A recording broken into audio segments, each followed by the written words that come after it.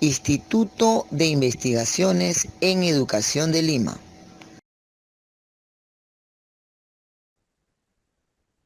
Muy buenas noches, bienvenidos al Instituto de Investigaciones en Educación de Lima. Yo soy David Luis Tataje Rojas. Estamos en vivo. Estamos con nuestro amigo Johnny Daniel Álava Amasifuen, ¿sí? Johnny Daniel Álava Amasifuen desde Tarapoto, San Martín.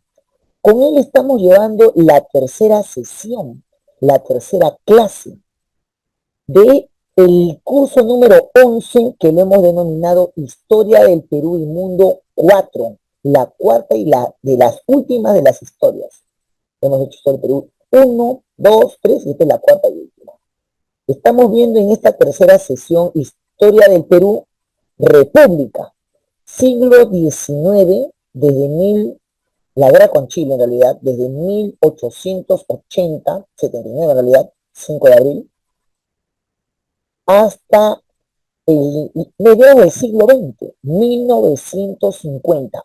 El día de mañana, sábado, cuando ya vamos a trabajarlo por la mañana o por la noche, depende del horario, allí vamos a hablar sobre la cuarta sesión, sobre lo que es historia del Perú y mundo, o en este caso la República del Perú, solamente ya el siglo de la década del 50 del siglo XX, 1950, hasta lo que es el 2000. ¿No? Sí, como dice nuestro amigo Johnny, tiene toda la razón. Esta es la tercera sesión. Hoy vamos a Sí, hablar, profesor, de verdad, la tercera sesión. perfecto, hoy vamos a hablar lo que es entonces República del Perú, siglo XX, pero vamos a ver los finales del siglo XIX, es decir, la guerra contra Chile, 1879 hasta 1950, la primera parte de la República del Perú. Mañana sábado vamos a hablar República del Perú, segunda parte, desde 1950 hasta el 2000. Y el domingo, que lo finalizamos con Johnny, vamos a hablar lo que es el siglo XXI de la República del Perú.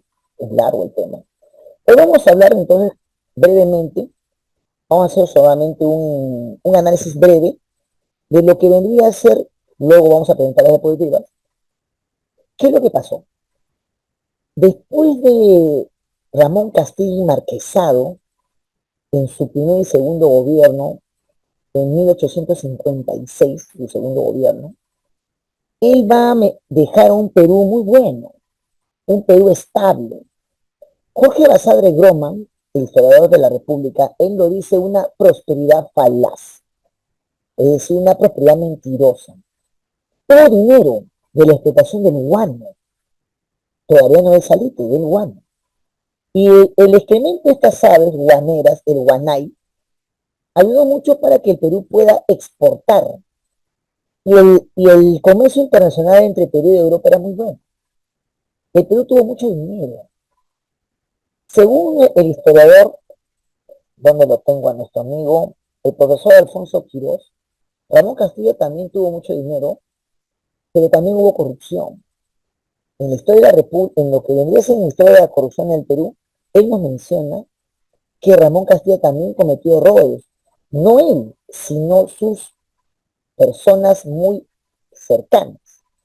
Y en el segundo gobierno, no el segundo gobierno, en el segundo gobierno que fue el mejor, Castillo trae lo que es la locomotora. Hay dinero, hay préstamos. Luego después de Castilla viene Chinique. Y Chinique comienza una corrupción que lamentablemente fue muy escandalosa. La corrupción siempre ha existido. Según el profesor Quirós, lo que es la corrupción está desde el tiempo del virreinato. Pero fue muy escandalosa la corrupción de Echenique. ¿Por qué? Porque se habían sobrevalorado los vales de préstamo, los vales de cambio.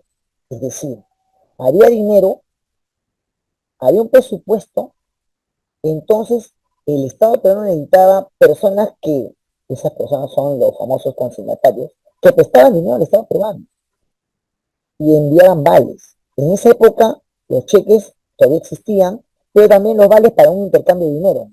Y esos vales estaban sobregirados, doble o triple o cuádruple la cantidad que el Estado tenía que pagar.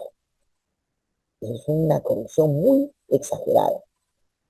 Entonces eso lleva al Perú a una inestabilidad política y económica.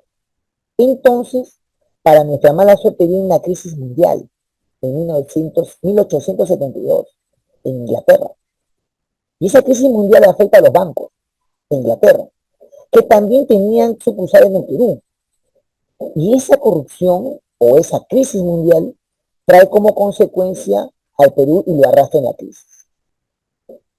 Lamentablemente Bolivia no tenía muy fijadas sus límites fronterizos, su frontera.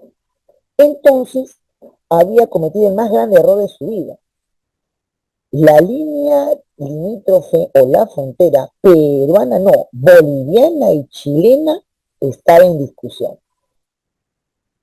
El error boliviano fue colocar empresas chilenas que exploten el salitre, un mineral que ayudaba mucho para lo que es el fertilizante, es decir, ya dejaban de un lado el guano y aparecía entonces este nuevo mineral que se usaba mucho el salitre para el fertilizante de las plantas, y esa zona rica del desierto de Atacama, frontera boliviana de aquel entonces, frontera chilena, el error boliviano fue colocar empresas, o más claro, privatizar esa zona. Es decir, colocar empresas privadas chilenas, o, para hacerlo mucho más preciso, anglo-chilenas, inglesas y chilenas. El Perú, en el gobierno del presidente Manuel Pardo Lavalle, un buen presidente peruano, que intentó contener la crisis, estatiza, es decir, nacionaliza estas empresas que están en la frontera boliviana y peruana, empresas del salitre. Entonces, eso no lo hizo Bolivia. Y cuando van a fijar la frontera, comienza el gran error. No sabían para dónde, porque es un desierto. Y en esa zona fronteriza estaban conviviendo bolivianos y chilenos y empresas bolivianas, chilenas e inglesas.